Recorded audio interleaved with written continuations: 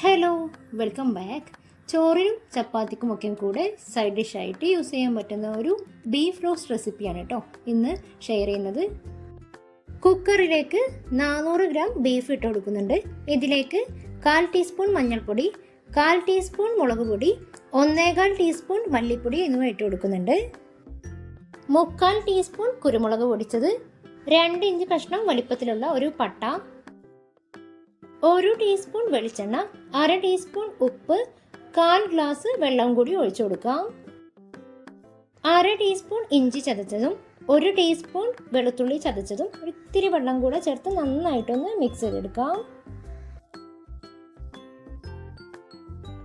എല്ലാം കൂടെ നന്നായിട്ട് മിക്സ് ചെയ്തതിനു ശേഷം കുക്കർ അടച്ചു വെച്ച് ഇറച്ചി വേവിച്ചെടുക്കാം. ഇറച്ചി നന്നായിട്ട് വെന്ത് വിസിൽ പോയ ശേഷം ഒരു ചീനച്ചട്ടി അടുപ്പിൽ വെച്ച് 1.5 ടേബിൾ സ്പൂൺ വെളിച്ചെണ്ണ ഒഴിച്ചു കൊടുക്കുന്നുണ്ട്. ഇതിലേക്ക് 1/4 ടീസ്പൂൺ പെരുംജീരകം, ഒരു സവാള അരിഞ്ഞത് കൂടി ചേർത്ത് കൊടുക്കാം.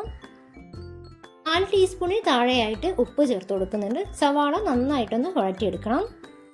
5 അല്ലി വെളുത്തുള്ളി ചതച്ചതും 1 ടേബിൾ സ്പൂൺ ഇഞ്ചി ചതച്ചതും കൂടി ചേർത്ത് വഴറ്റിയെടുക്കാം. ഒരു പച്ചമുളക് ചെറുതാക്കി അരിഞ്ഞതും 1 തക്കാളി ചെറുതാക്കി അരിഞ്ഞതും കൂടെ ചേർത്ത് കൊടുക്കാം.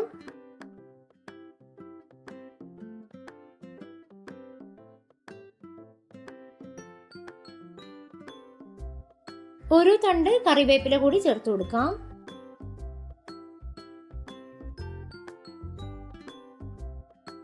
നന്നായിട്ട് വഴറ്റിയെടുത്ത ശേഷം 1/4 ടീസ്പൂണിന് താഴെയായിട്ട് മഞ്ഞൾപ്പൊടി, 1/4 ടീസ്പൂൺ മുളക് പൊടി, 1/2 ടീസ്പൂൺ മല്ലിപ്പൊടി, 1/4 ടീസ്പൂണിന് താഴെയായിട്ട് ഗരം മസാലപ്പൊടി എന്നിവ കൂടി ചേർത്ത് കൊടുക്കാം. ഉള്ളിയും തക്കാളിയും ഒക്കെ നന്നായി വെന്ത് ഉടഞ്ഞതിന് ശേഷം നമ്മൾ വേവിച്ചിട്ടുള്ള ഇറച്ചി വെള്ളത്തോടു കൂടി ഇതിലേക്ക് ഇട്ട് കൊടുക്കാം.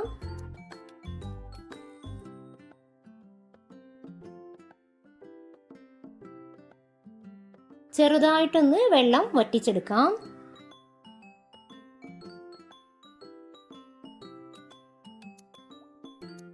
കുറച്ച് മല്ലിയില അരിഞ്ഞതുകൂടി ചേർത്ത് കൊടുക്കാം. അപ്പോൾ ഇത്രയേ ഉള്ളൂ, നമ്മുടെ ബീഫ് റോസ്റ്റ് റെഡി ആയിട്ടുണ്ട്. വീഡിയോ ഇഷ്ടമായാൽ ലൈക്ക് ചെയ്യാനും സബ്സ്ക്രൈബ് ചെയ്യാനും ഒന്നും മറന്നു പോകരുത്. പുതിയൊരു വീഡിയോയുമായി വീണ്ടും വരുന്നത് വരേക്കും ബൈ.